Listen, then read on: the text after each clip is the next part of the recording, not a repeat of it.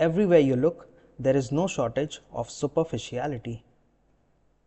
New phone, new trend, new aesthetic, a new coffee shop everyone's suddenly obsessed with, as if the universe whispered, go take a photo of that croissant or you'll fall behind in life.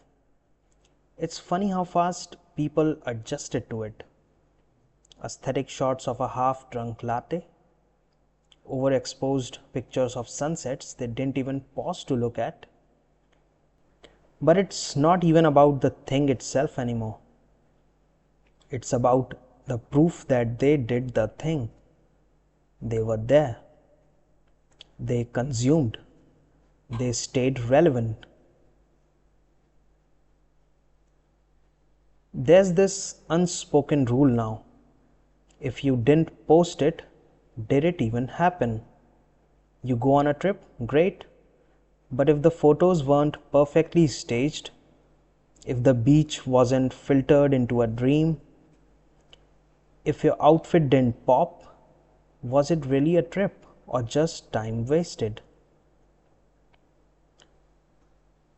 Some people now go to concerts and spend half the set recording stories they will never rewatch. They didn't come for the music, they came to prove they were there. It's like reality isn't real unless it's verified by other people's reactions. The applause button has replaced actual joy.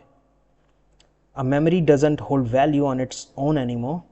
It needs views, comments, a screenshot that says, look, I was living, I was relevant, I mattered this weekend. And if you don't post, you disappear. You didn't go. You didn't experience. You didn't exist, at least not in the way this new machine defines existence.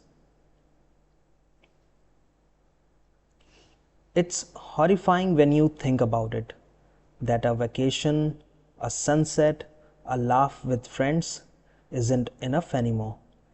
The moment has to be used, extracted, branded, filed into this public-facing version of yourself you have built like a resume. There was a time when thinking deeply was a strength. Now it's practically a social liability. You bring up something real, something that isn't about celebrities or tech launches, and the room goes silent. Someone changes the subject.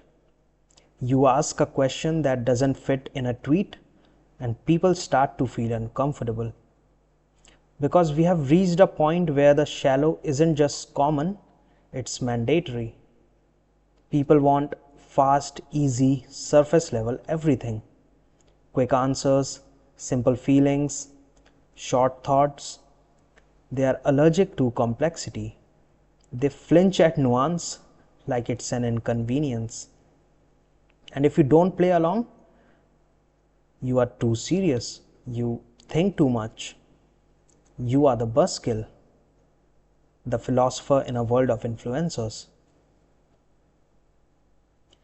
You walk into a conversation wondering about humanity and leave wondering why everyone's talking like an NPC with brand deals.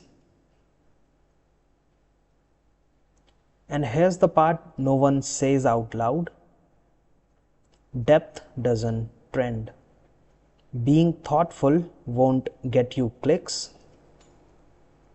Contemplating meaning doesn't build your personal brand. So people who actually care about the real stuff, they start to feel left behind, out of sync, like they're in the wrong timeline where small talk wins and introspection is an error message. The current world has no time for deep thinkers because it's too busy rewarding those who fake it better.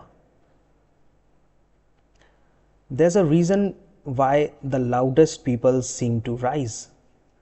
because the system is built that way. It doesn't reward what's true, it rewards what's loud. Subtlety doesn't perform, context doesn't get clicks, thoughtfulness doesn't trigger dopamine,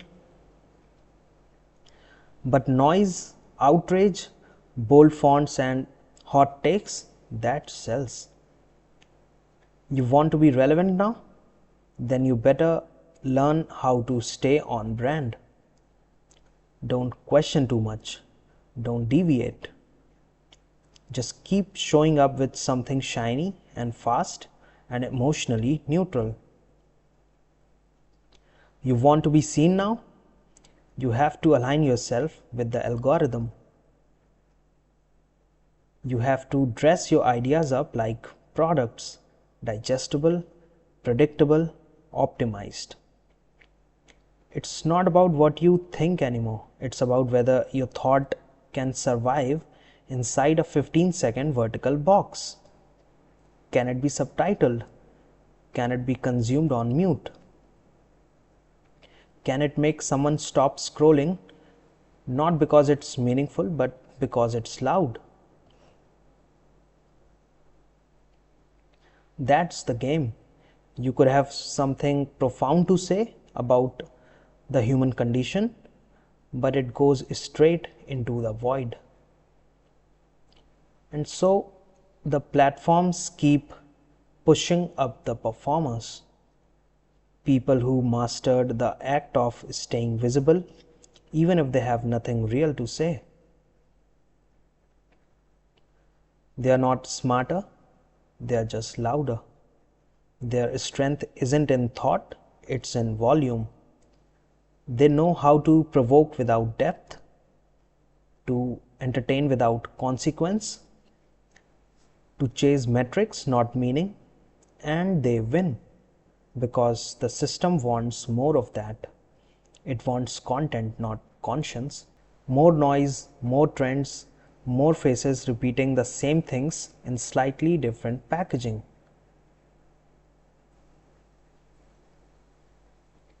Meanwhile, the ones who could actually say something real, they get filtered out.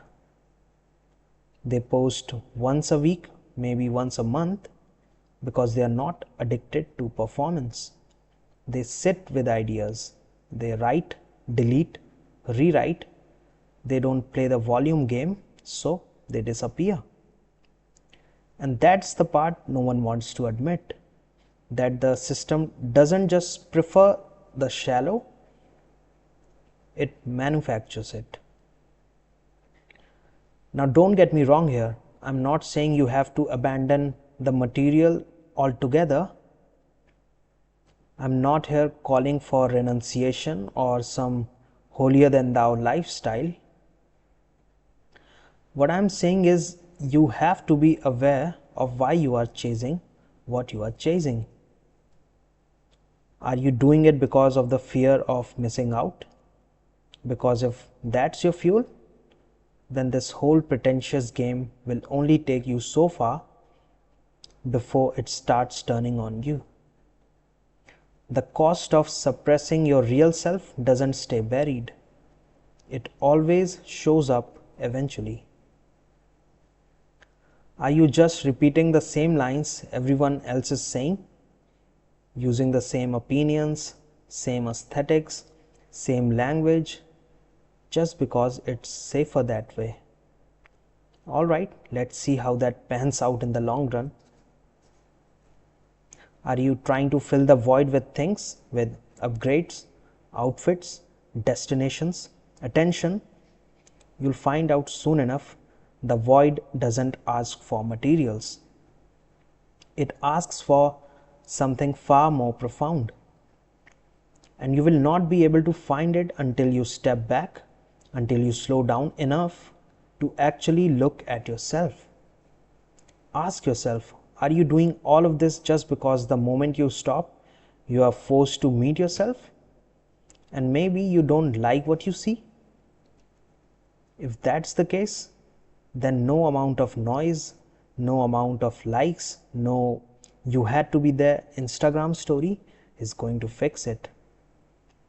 At some point, you will have to stop performing just because everyone else is doing the same and start reckoning.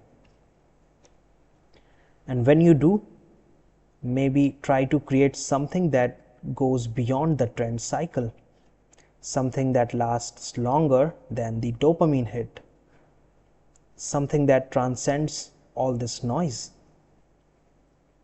Not for the applause, but because some things are worth making even if no one's watching. That might be where meaning starts again.